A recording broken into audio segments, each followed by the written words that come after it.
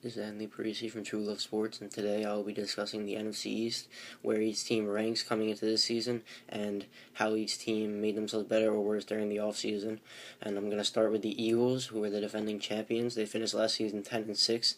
Nick Foles had a great year last year. He burst onto the scene late.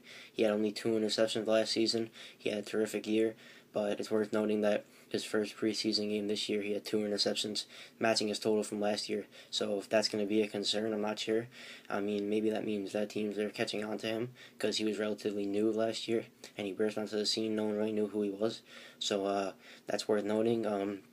Key loss that they had this offseason was losing Deshaun Jackson. They let him go. They released him because of off-the-field problems. But it's clear on the field they're going to miss him because his playmaking ability is not many guys in the NFL that can make a play as well as he can. They got Malcolm Jenkins. He's the safety that they've been missing since they lost Brian Dawkins in 2008. Jenkins is going to have a big year, I feel. I feel that was a great signing. And, of course, they have LaShawn McCoy, is one of the best running backs in all of the NFL. So they had a pretty good offseason. They could have been better, but they're the defending champs, so we'll see how they're going to do this year. And then on to the Cowboys. No surprise, they finished 8-8 again this season. The third season in a row, they finished 8-8. Tony Romo's coming off back surgery. It'll be interesting to see if he can have another great year. Losing DeMarcus Ware and Hatcher will hurt their defense. Hatcher had 11 sacks last year, and then they already lost a guy, Sean Lee, the first day of OTAs. Sean Lee tore his ACL. He had successful surgery. He's hoping to come back later in the year, but not sure yet if the Cowboys will put him on IR. But 3 seasons in a row that said 8-8. It's not good. Not going to cut it for Jerry Jones, who already is selling playoff tickets to the Cowboys season ticket holders and giving it out to them.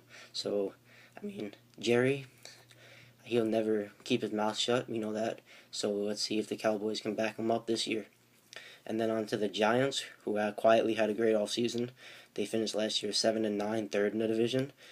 And then the key for them is they have a new offense this year. They got a new offensive coordinator, Ben McAdoo, who is going to have a more high-tempo, fast-paced, West Coast-style offense compared to Kevin Gilbride, who had a round-and-pound repetitive offense that Eli Manning did not see anything other than that.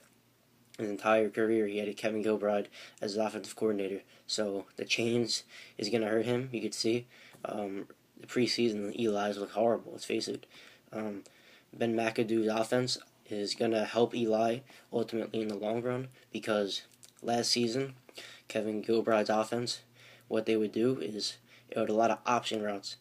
So let's say they would say in the huddle, Eli, if you see if the cornerback has his shoulder faced to the left side, you're going to throw a back shoulder fade to his right shoulder. But so if he's facing the left side, you're going to show it to the right shoulder. But let's say the receiver saw it differently, then he might say he turns to his left shoulder and Eli throws it to the right. It can be an interception. That's why Eli had a career high in interceptions last season. He led the NFL in interceptions last year. So the new offense will help limit Eli's interception total. It'll drop down. So ultimately that'll help them. And the loss of Hakeem Nicks. Hakeem was a non-factor last year, and losing him won't really hurt them. I know that now they're going to have to find a second receiver, and Ruben Randall is going to step up in that role, it looks like. And Victor Cruz is going to have to step up big time next year. And Rashad Jennings will help the running game. And they have a rookie to look out for, Andre Williams, out of Boston College. He led the nation in rushing yards last year, so I think he's going to quietly have a good year.